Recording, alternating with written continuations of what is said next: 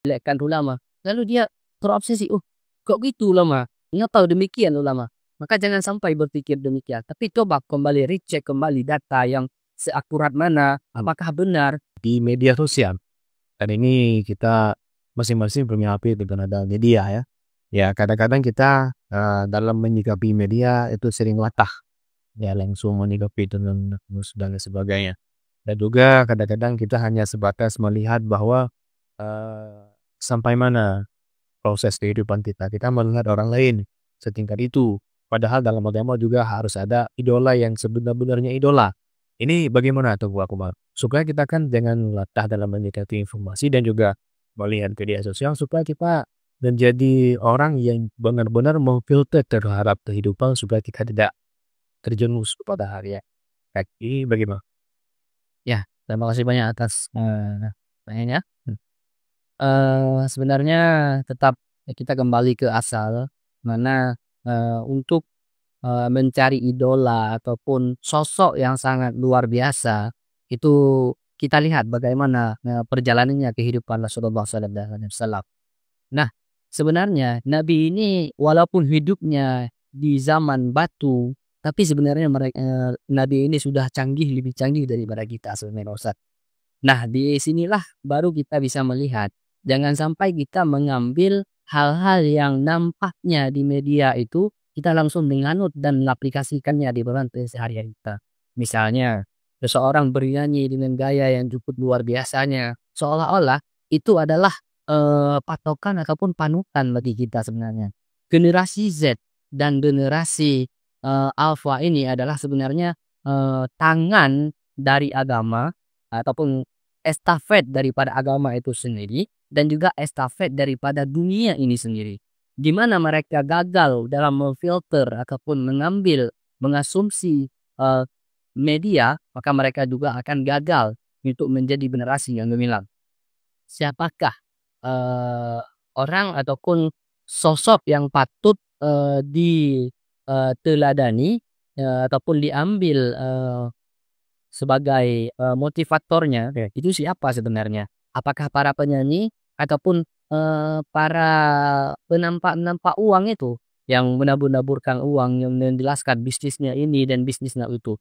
Perlu kita ingat wahai generasi bahwa kita beragama dengan agama Islam. Agama Islam ini tidak selamanya sesuatu yang menghasilkan itu dibolehkan. Misalnya untuk menghasilkan uang dihalalkan segala cara. Ini tidak dibenarkan di dalam agama. Nah, untuk melihat sosok bagaimana cara kita itu merujuk kepada satu cerita, Ustaz, di mana Nabi Muhammad di saat di Gua Hira terdahulu, itu malaikat Jibril turun dan memeluk baginda Nabi, lalu malaikat Jibril berkata kepada Nabi Muhammad, "Iqra." Namun Nabi Muhammad di sini diam tanpa mengulangi kata-katanya. Maksud daripada diam Nabi pada terutama sekali, Nabi ingin menjelaskan bahwa Nabi tidak mau membaca. Ini Nabi mengajarkan kepada umatnya untuk menyatakan bahwa adanya sikap kehati-hatian di dalam menerima informasi. Baik itu dalam media sosial ataupun media-media yang lain, itu perlu kehati-hatian dan cek kembali sekredibel mana, sebenar mana, seakurat mana data yang diterima. Itu juga kita melihat sesuatu hal di media ini bagi generasi-generasi ini. Jangan semata-mata di saat kita mendengar A langsung kita menganut dan mengadopsi bahwa itu. Tapi kita pelajari dulu sebagaimana yang pernah 400 tahun terdahulu pernah Nabi Muhammad menjadi sosok panutan. Iqra, itu bahkan malaikat Jibril. Karena Nabi Muhammad tidak pernah melihatnya, tidak mengenalnya, maka Nabi Muhammad terdiam. Yang bermakna ditafsirkan makna diam Nabi Muhammad tidak membacakan di saat disuruh pertama kali itu adalah saya tidak mau membaca. Itu menunjukkan kepada sikap kehati-hatian. Generasi yang memang diciptakan untuk perubahan ke 2045 ke depan, yaitu Indonesia Emas, juga harus memiliki kehati-hatian yang sama seperti yang diajarkan. Nah, selanjutnya panutan yang selanjutnya kita lihat ke masa sekarang. Siapa?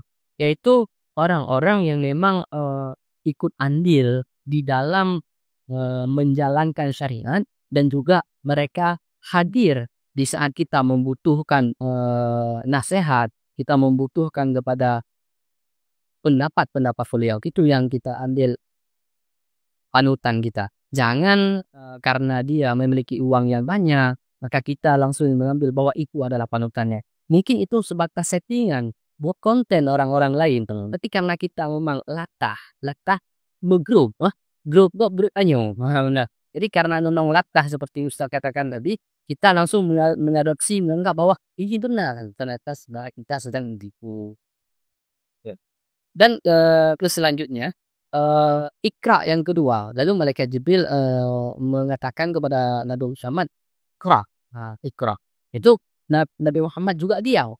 Di saat Nabi Muhammad diam, itu ditafsirkan, diartikan bahwa saya tidak bisa membaca, sehingga Nabi Muhammad tidak membaca. Dari generasi Z juga ini sangat perlu diperhatikan. Bisa dia baru mengetahui satu berita, jangan sampai dia ikut andil di dalam menyebarluaskan berita tersebut.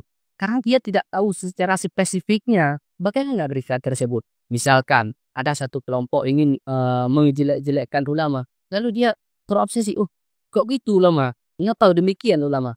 Maka jangan sampai berpikir demikian. Tapi coba kembali recheck kembali data yang seakurat mana, apakah benar. Mungkin itu karena mungkin yang tidak suka terhadap mengganggu aktivitasnya. Karena di saat ulama menjalankan perintah syariat yang benar, maka akan banyak musuh-musuh orang-orang yang tidak suka untuk menjatuhkan ulama tersebut. Jadi kita generasi Z ini jangan sampai langsung menelan mentah-mentah berita yang kita dapatkan. Sebagaimana yang telah dijelaskan ataupun diberi gambaran oleh Nabi dahulu di saat menyuruh membacakan Iqra, tapi Nabi diam saja, tidak bisa membaca. Dan selanjutnya di saat Nabi malaikat disuruh membaca lagi Iqra, lalu baru Nabi berkata apa yang harus dibacakan. Baru Nabi ingin membacakan karena Nabi sudah yakin, sudah benar-benar percaya bahwa itu bukanlah iblis ataupun bukanlah sosok gaib yang memang ingin untuk menipu dia. Nah, begitu juga bagi kita. Bisa melihat, merecek kembali keadaan-keadaannya, berita-beritanya, bisa pada orang apapun yang menjelekkan ulama, jangan kita terprovokasi. Nanti kita bacakan kembali dulu silsilahnya bagaimana kronologinya, baru kita dapatkan, kita ambil kesimpulan, lalu baru kita terapkan di dalam diri kita. Ikut-ikutan. Jawab tanya.